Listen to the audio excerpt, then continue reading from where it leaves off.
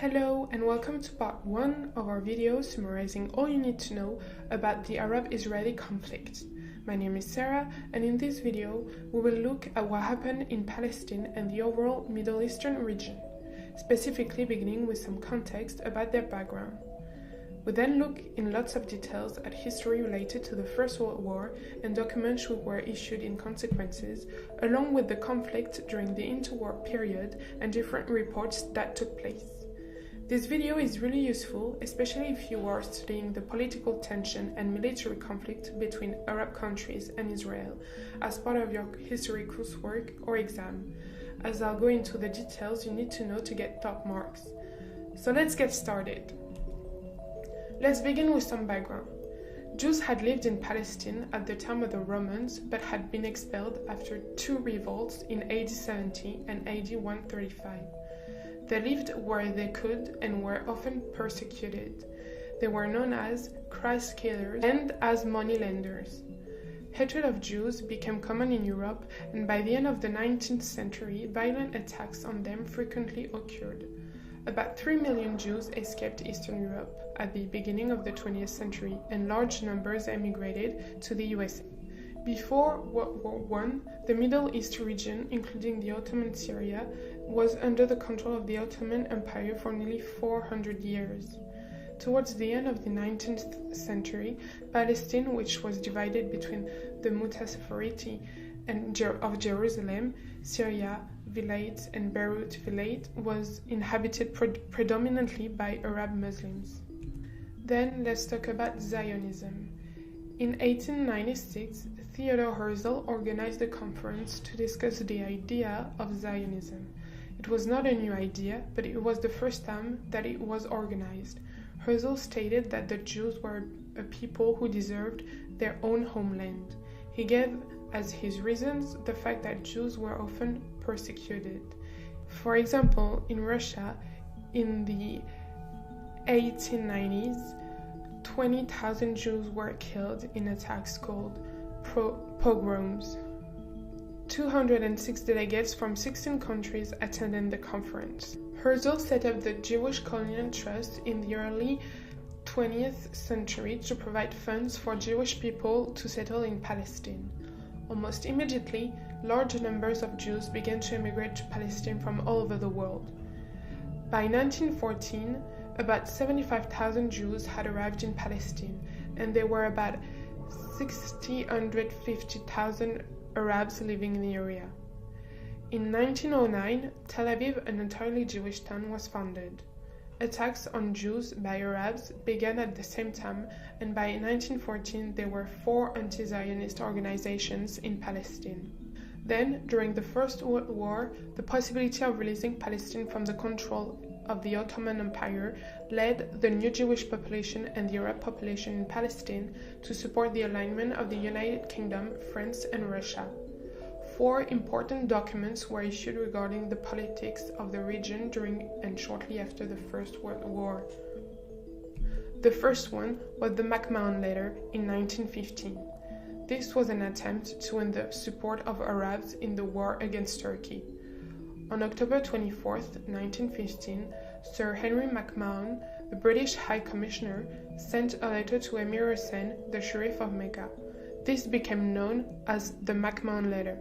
Great Britain was prepared to recognize and support the independence of the Arabs in all the regions demanded by the Sharif of Mecca, thus protecting the holy places against all attack and assisting the Arabs to set up governments in those territories.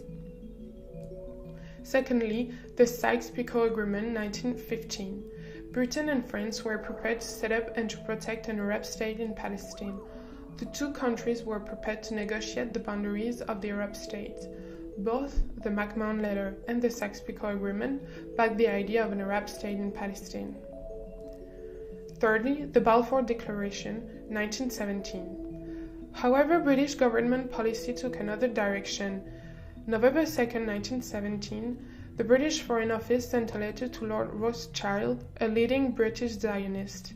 This became known as the Balfour Declaration. The Balfour Declaration was a statement made by the British government in 1917 that it would support a Jewish state in Palestine.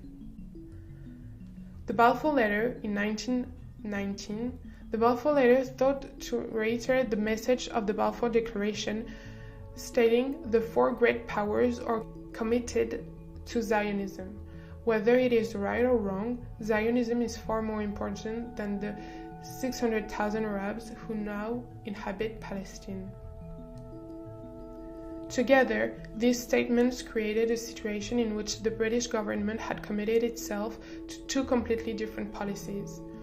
On the one hand, it had backed a Palestinian Arab state, while at the same time backing an independent Jewish state. Then the conflict in the interwar period. In 1919, Britain was given a mandate to govern Palestine by the League of Nations. Both Arabs and Jews in Palestine thought that the President Hussein's idea of self-determination would bring them independence. They were disappointed that the peace settlement gave them a new master, Britain. Let's have a look at the sources of conflict. In the period immediately at the end of the First World War, more than 10,000 Jews immigrants arrived in Palestine. This prompted Arab leaders to ask the British to set up an Arab state before even more Jews arrived. The British refused. Palestinian nationalism was marked by a reaction to the Zionist movement and to Jewish settlements in Palestine, as well as by a desire for self-determination by the Arab population in the region. Jewish immigration to Palestine continued to grow significantly during the period of the British mandate in Palestine, mainly due to the growth of anti-Semitism in Europe. Then, the escalation of conflict. The first major riots against the Jewish population in Palestine were the Jaffa riots in 1921. Because of the Jaffa riots, the Haganah was founded as a defense force for the Jewish population of the British Mandate for Palestine. In this incident, more than 30 Jews were killed and 339 wounded, and the Arabs lost 116 people and 232 were wounded. Many of the casualties were at the hands of the British police and army. In 1936, a general strike was organized by the Arabs and civil war broke out. The Arab revolt lasted for 3 years. In the first 6 months of the Arab revolt, 89 Jews were killed and more than 300 were injured. The revolt came as a backlash to increased Jewish immigration to Palestine. By 1939, there were 450,000 Jews living in the region. So let's have a look at the Peel Commission. The Arab revolt made Britain consider its position in Palestine, and in 1937, a royal commission was set up to report on the problem. The Peel Commission suggested 2 states, an Arab state in the south and a Jewish state in the north. This was accepted by the Jews but rejected by the Arabs, who were unwilling to hand over any territory that they considered to be theirs by right. The Arabs then resumed their revolt and continued their policy of assassination and terrorist attacks. There was a further commission in 1938 which recommended partition again. Once more, the Arabs rejected, even though the proposed Jewish state was smaller than the suggested in 1937. The MacDonald Report.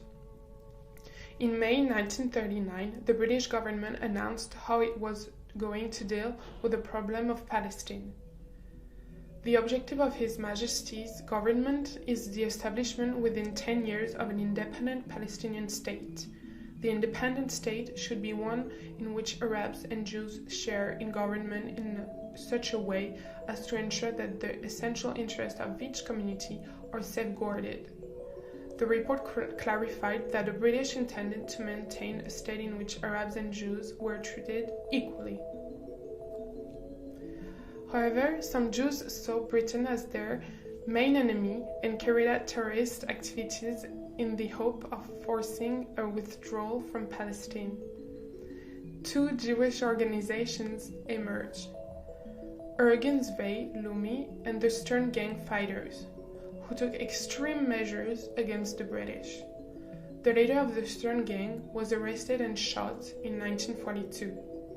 Nevertheless, terrorist activities continued and the gang assassinated Lord Moyne, a British minister in Cairo, in 1944. There were divisions within the Jewish group and the moderates did not support the extremists. Ben-Gurion, a leading moderate, insisted that the only way forward was to defeat Nazism and then persuade Britain to grant independence. As a result, Ben-Gurion gave the British authorities large amounts of intelligence, which enabled the British to arrest leading members of Irgun and the Stern Gang. In 1944, Menachem Begin, leader of the Irgun, openly proclaimed the beginning of a Jewish revolt. So that's all for the first part of the Arab-Israeli conflict. If you found this video useful, give it a thumbs up and also do subscribe to our channel where we offer free materials that you can use as part of your studies to really get a better grasp of specific areas you might find challenging. Make sure to visit our website as well, where you will find useful revision guides, model answers, and tools to get top marks. Thank you for listening.